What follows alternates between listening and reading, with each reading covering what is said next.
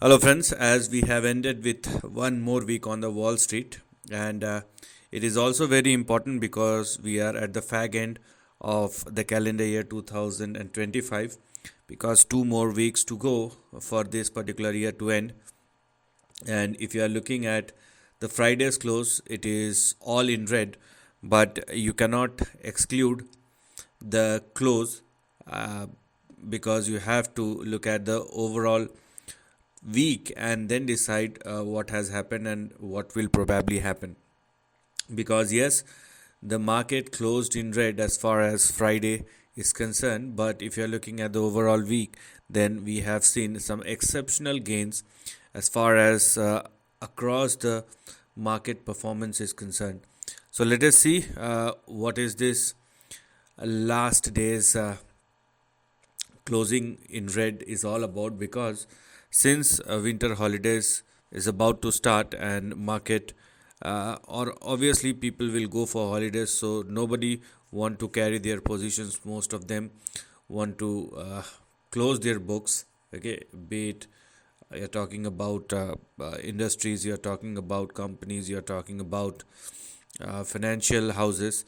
So most of them will be in their holidays. So you may see less volatility or low amount of volatility because participation will become less. So it may sometimes market may move higher or lower, but you have to check at the overall trend. So let's analyze the overall trend. The only concerning factor, I would not say concerning factor, but only important point to take a note is the jump in the VIX. Market goes up, market moves down, that's one thing, but unnecessary jump in the VIX is not a good sign. So let's analyze the chart. Now let's zoom the current price chart of Dow Jones, and here we do have a massive recovery, and that's why I have said that you cannot simply look at the Friday's close because it's been in red, and you cannot take a judgment on it because the overall correction is now over. And if Dow Jones holds at or above this particular level, it may correct or consolidate a bit more. There is no problem about it, unless Dow Jones falls below these two levels, which are now our support and stop loss. So we're gonna have our support at 48,467, stop loss at 48,158, and if Dow Jones continue to trade and sustain above these two levels, then the upside will continue. And Dow Jones is basically trading at its lifetime high. So if you are looking at the upcoming week, it is not at all a downtrend, it is just a pause.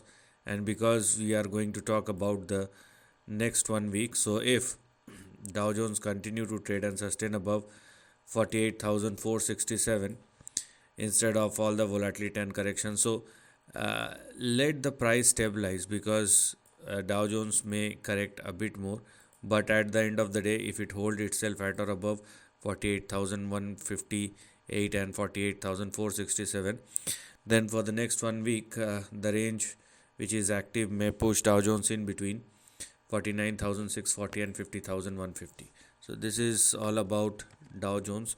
Now let's talk about the price chart of Nasdaq Composite. And Nasdaq has not performed the way Dow Jones has, but it is also in a recovery mode, but it looks more like a range bound price performance, and Dow Jones outperforms Nasdaq in that sense. So if you are looking at the last 1 week in Dow Jones, then it has outsmartly outperformed Nasdaq, and there is a reason for that, because uh, Dow Jones is more about actual business. It is all about old economy, or most of the Dow Jones is about the old economy stocks.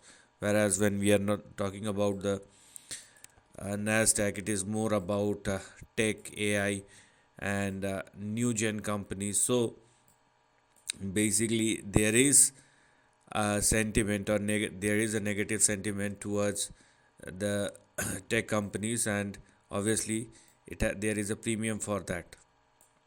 Now, I would not say that Dow Nasdaq is in a big correction, but there is a near term correction and it is happening in between a range. So, a range bound price performance is visible in Nasdaq, where we have three resistance level on the upside: 23,588, 23,718, and 24,037. But the way Nasdaq has shaped up clearly indicates that there will be a recovery towards the lower end of the range if this is the way for Nasdaq to continue. So here we are. So if Nasdaq continue the way it is, continue to trade the way it is, then the next big support will be at 22,536. Then we have 22,200, and then we have 21,900. So there is a range bound correction which is clearly visible in the price chart or near term chart of Nasdaq. Now let's talk about S&P 500. This is all about S&P 500. It is also showing a range bound price performance. Okay, so here one thing is very clear: if you want to trade index, then you have to take an individual approach towards each and every index, because not every index is performing well.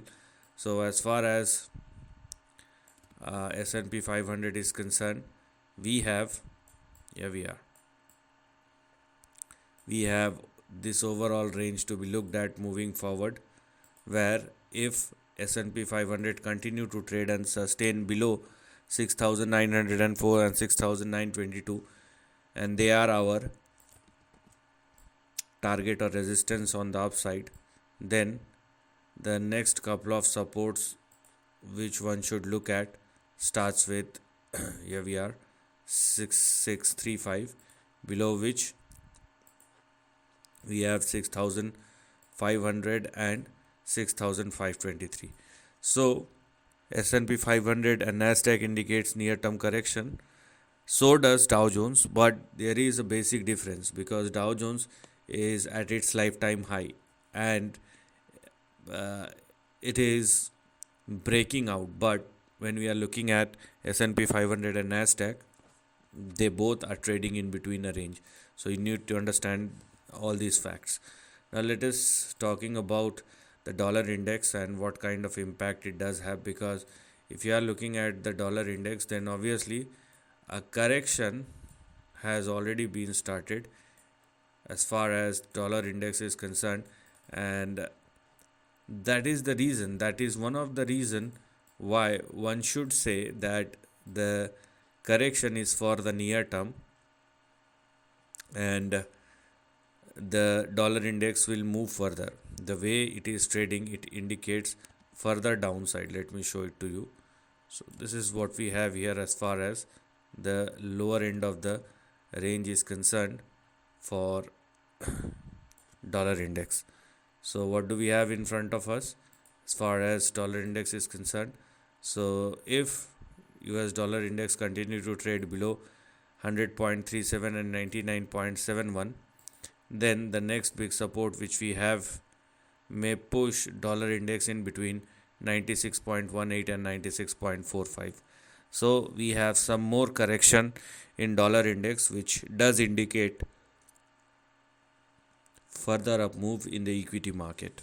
Okay, now let's talk about gold, because it is holding strong. Commodities are holding strong, and precious metals are something to be looked at. And as one can clearly see, this is the daily price chart of gold, and most of the corrections, the price recovery has already covered most of the corrections, and once there will be a breakout at or above 4400 or more, you will see further upside. But you should wait for the breakout to happen, because the way the trend is shaping up clearly indicates a potential price action which looks something like this. So there may be a consolidation here. I'm not talking about a correction, but there is a specific range to be looked at.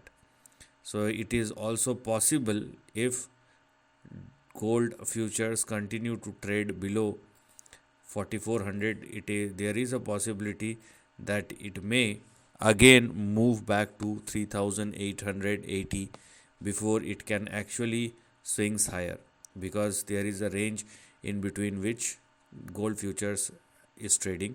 But if it eventually surpass 4400, whether right now or after one more round of correction, you will see next big upswing which may resume once again. So gold is not down, it is just taking its time before the next big move, and that is something which you must keep in your mind. Okay, so overall the market is looking strong, where yes, there is a volatility and there is a froth and there is a negative sentiment, but money is shifting from one place to another. Now let me show you what the bond market is telling, because the bond market, yeah, so when you are looking at the, so as one can clearly see, even this is the daily chart of 1 month bond yield, because near term yields are very sensitive. Okay, and you can clearly see from 4.5 to 3.6, and if you are looking at uh, the top of 2024, it is clearly visible from 6 to right now 3.66. Okay, so there has been a massive 40% decline, and it is definitely moving towards 3.2. But even if you are looking at the overall price chart or long term chart of US 1 month yield, I mean, there is a clear indication, and I've been talking about it. I'm not going to talk about the levels over here, but what I want you to know is, here we are. So, bond market is ready to crash, no doubt about it, and it will create ripples. Okay, it will definitely create ripples. I mean, here it is visible in the 1 month chart. It, the same kind of pattern is visible. I mean, from 5.5 to 3.6 is visible in the 3 month long term chart. It is also visible in the, let me show you, the 6 month chart as well. So here you can clearly see 6 month has moved to 5.7, 5.8, then now it is 3.6. And if you are looking at the 1 year chart, you will see the similar kind of pattern. So this is not at all a good sign. Okay, bond market, you can clearly see the highs of 5, 6, and now at 3.5. So when bond market is giving you an indication, you have to take it very very seriously. Okay, and bond market is telling you something.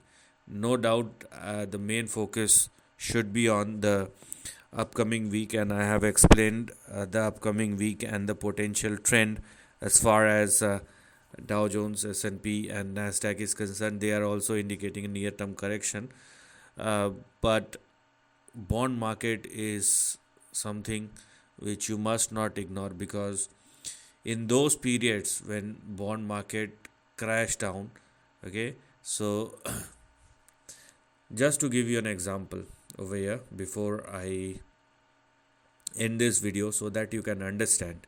Okay, generally I would like to say whatever I have, or whatever knowledge I have, or whatever experiences I have, without mincing my words. So last time dollar in the bond yield started falling down from the highs of 2018. Okay, so market has reacted a bit positive from 2018 and then in 2019, so this section, but the problem starts in 2020, and that's the time when bond yield suddenly crashed. Okay, because of whatever reasons, you may go and check it out what has happened, but it literally crashed. And in those moments, no doubt the market started moving higher after a big crash of 2020, or sharp crash. I would not say a big crash, but eventually a very sharp crash in 2.5, or for 2.5 months. In that moment, the bond yield literally crushed, and we eventually have a big market phenomena on the upside where everything moves higher. But before that, those 2 or 3 months where the bond market literally falls down with rapid pace, the market sentiment and its reaction was a very painful affair, and that is something which one must keep in your mind. These bond yields and the crash in bond yield will obviously give you a mega opportunity in the equity market, but it also means that there will be a big crash before the opportunity comes, and money will wipe out from the system. So that's the big risk which one should focus on. When will it start is something or is all about timing, but these kind of moves are indicating very serious moves which one must not ignore. This is the end of the video. Thanks for watching.